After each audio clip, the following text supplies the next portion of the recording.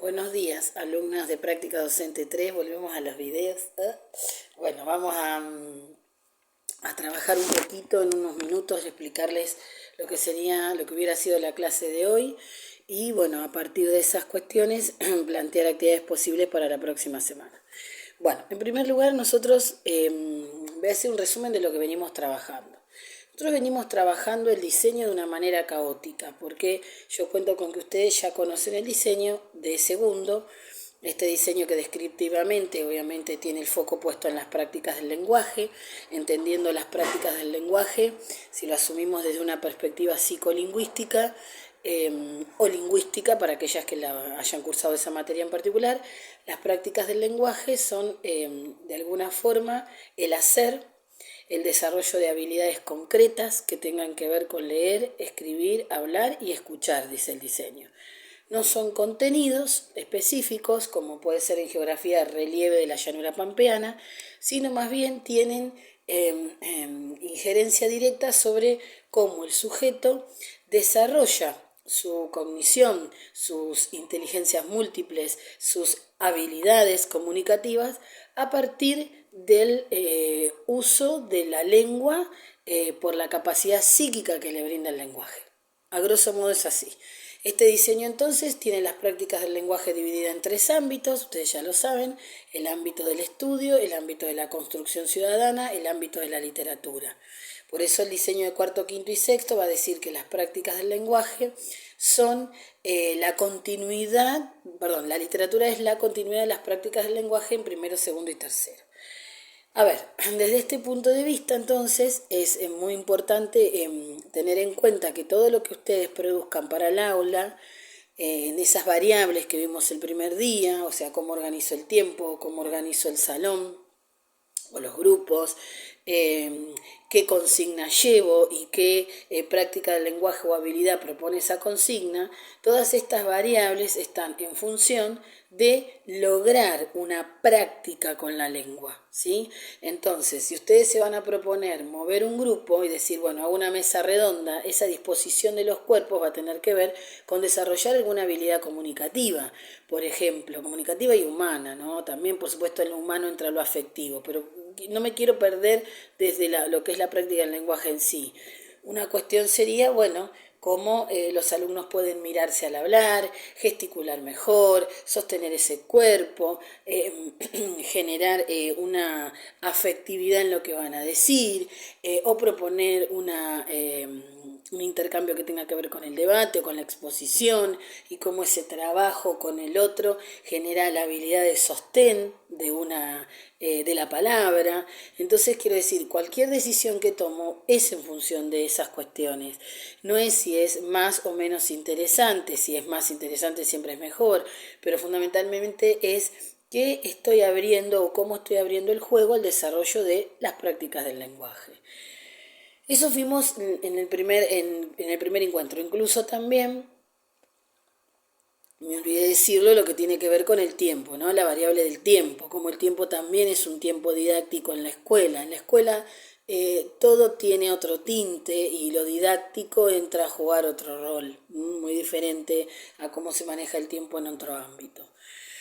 Eso en primer lugar. En segundo lugar, después fuimos abriendo algunas cuestiones que tenían que ver con pensar, si voy a pensar desde texto, qué tipo de texto llevo al aula, y en función de ese tipo de texto observar tres cuestiones básicas que a mí me van a permitir seleccionar contenidos para explorar prácticas, ¿no? O explorar prácticas a través de contenidos. Ese sería el camino que plantea el diseño.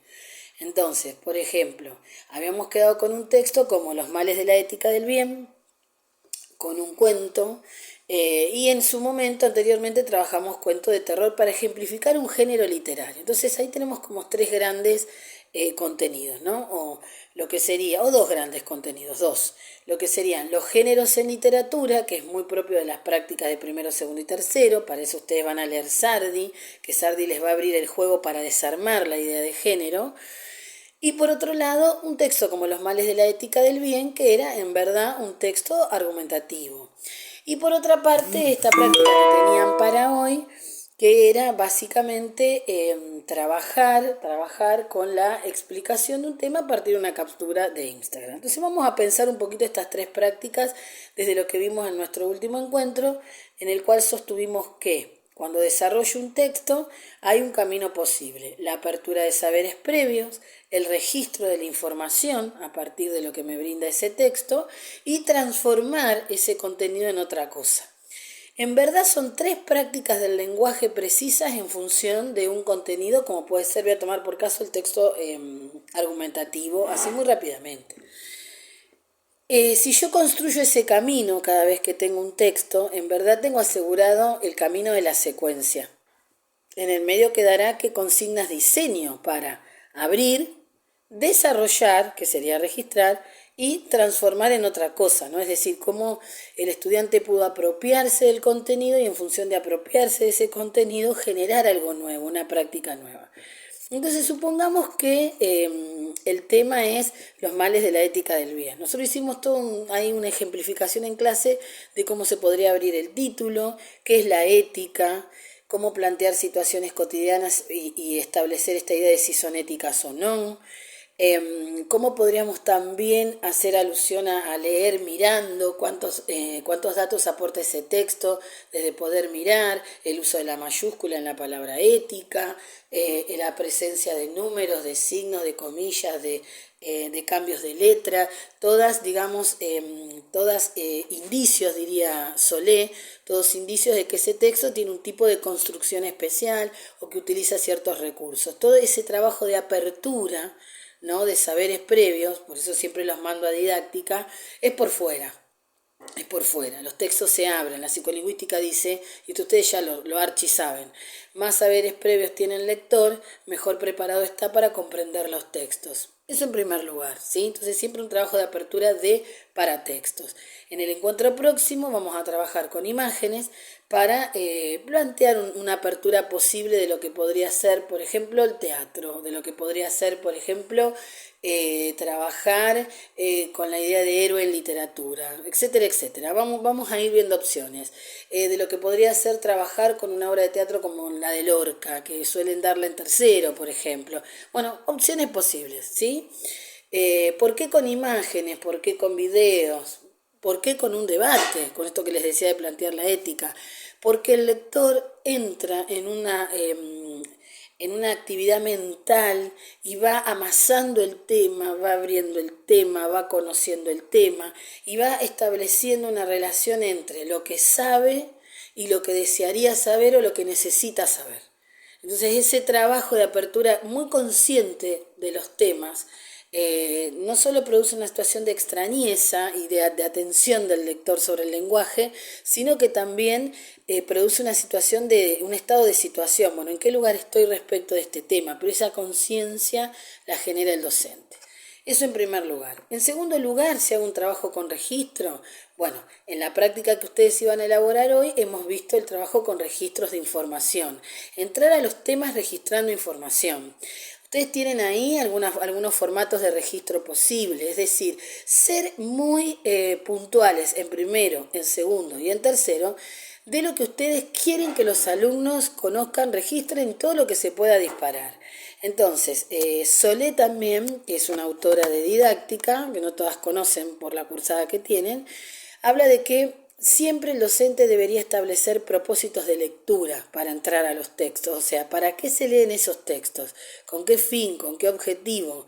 ¿Qué necesitan saber los alumnos? Entonces, esos objetivos se pueden enunciar, entonces yo simplemente estoy leyendo, no sé, este texto, los males de la ética del bien, y les puedo decir a los alumnos, bueno, vamos a plantear un propósito de lectura. Yo quiero que lean estableciendo palabras o buscando palabras o expresiones que a ustedes les parezcan que son subjetivas, es decir, es que en esas palabras se traduce la opinión del autor sobre el tema. A ver, estén atentos a esas cuestiones.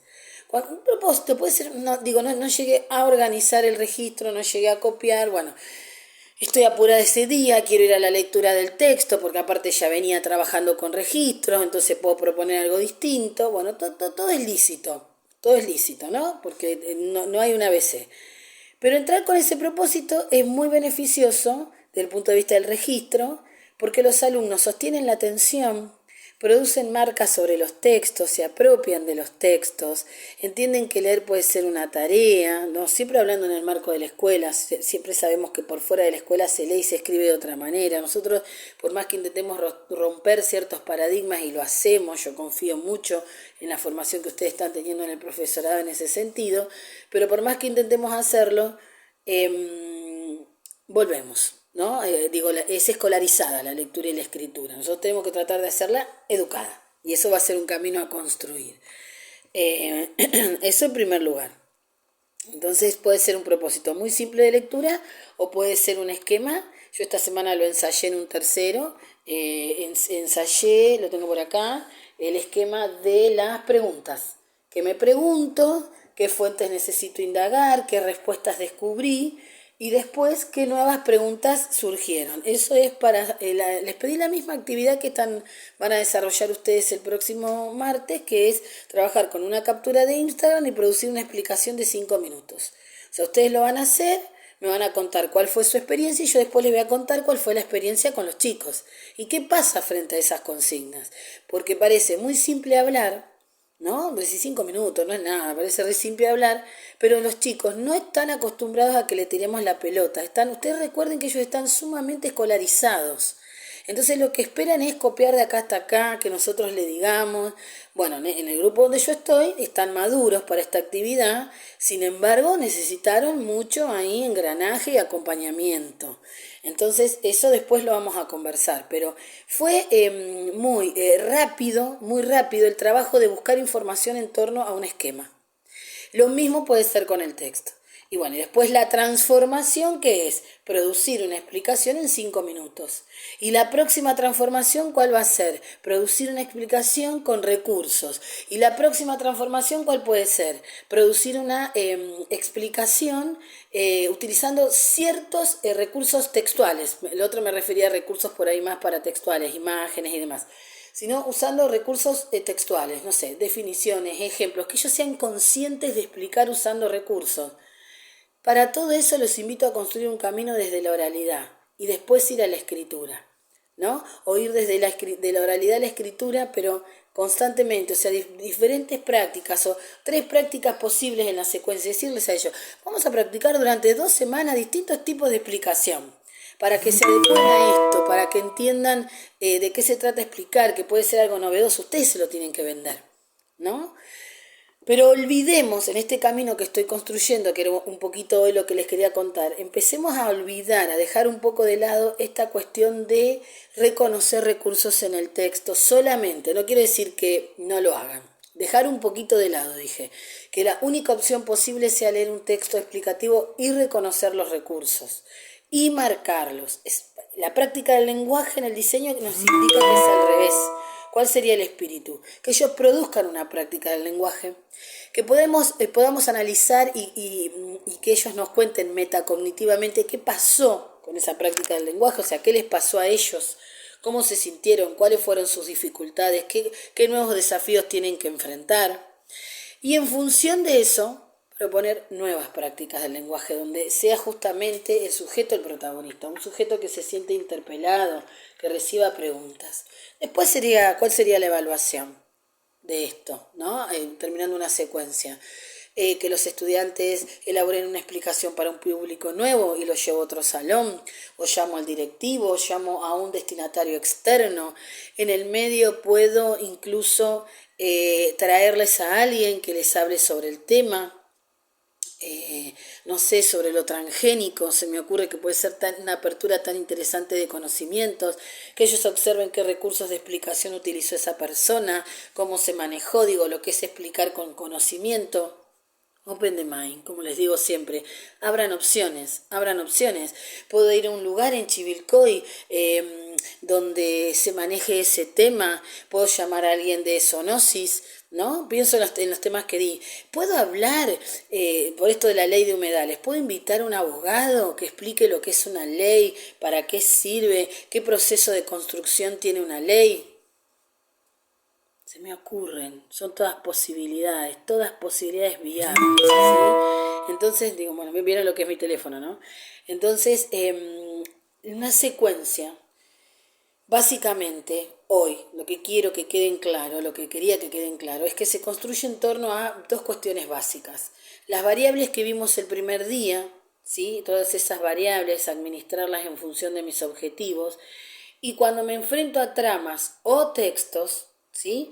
El caminito dentro de la clase debería ser apertura, registro, transformación de ese registro. ¿Sí? La transformación también, por supuesto, puede ser una práctica de escritura creativa, o la práctica de escritura creativa también puede estar al inicio. Y la pregunta es, ¿para qué? ¿Para qué seguir este camino?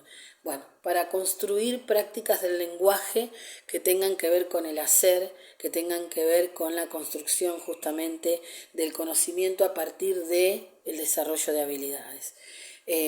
Lo mismo va a pasar cuando ustedes lean Sardi. Cuando lean Sardi, que les voy a subir la consigna, van a leer en torno a un esquema. O sea, primero voy a pensar en un esquema, después se los voy a decir. Y en función de ese esquema, bueno, cómo registro información.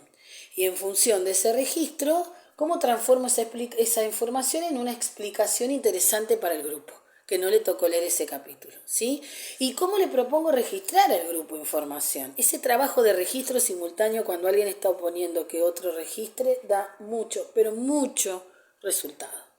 Mucho, pero mucho resultado. Y los animo a hacerlo.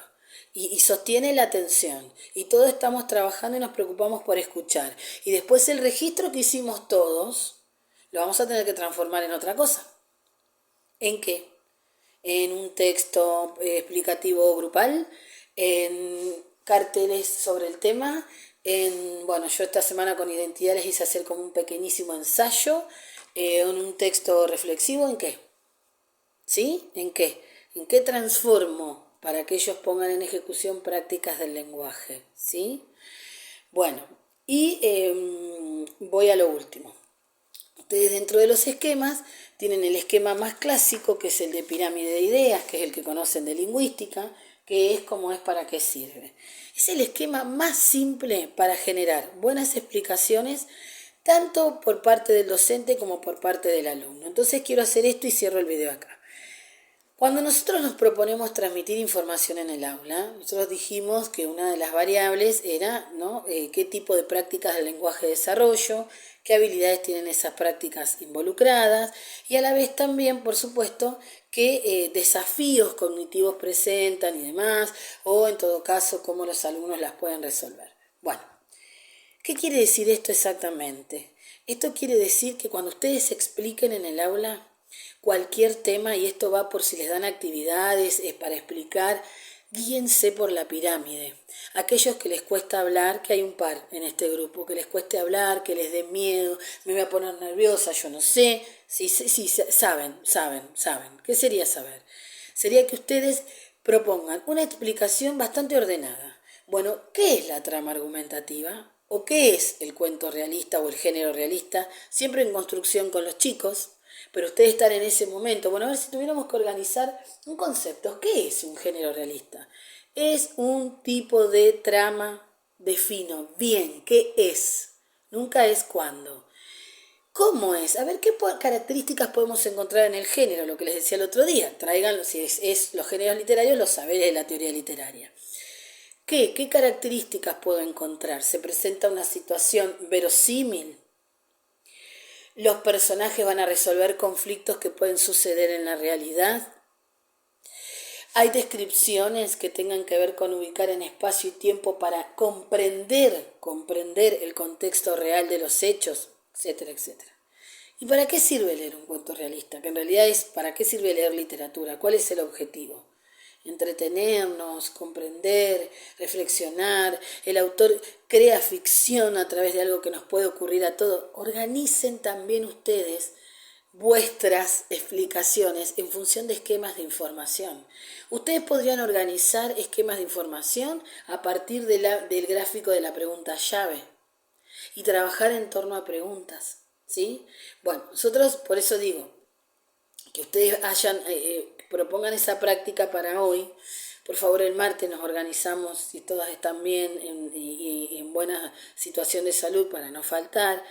que ustedes experimenten el leer con gráficos, proponerles gráficos de registro a los otros grupos y explicar mediante un gráfico. Por eso les digo esto de la pirámide, utilícenlo incluso para explicar.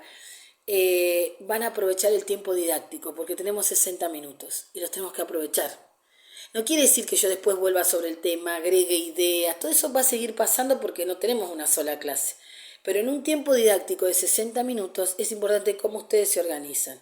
Entonces los esquemas de información sirven tanto para organizar explicaciones del profesor, proponerle a los alumnos que organicen sus explicaciones, buscar información en los textos, registrar, fíjense todas las utilidades que les pueden dar.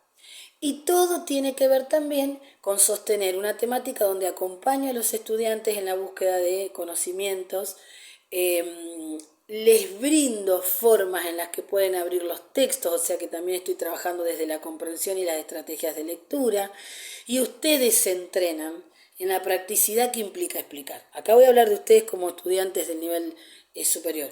Tienen que ser prácticos para explicar, porque en primero, segundo, tercero los tiempos de atención son menores, ¿sí?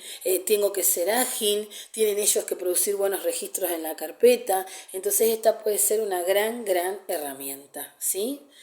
Bueno, chicas, armé un resumen cortito de lo que pensaba trabajar hoy.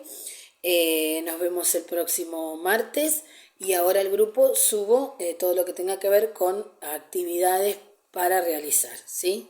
Un cariño.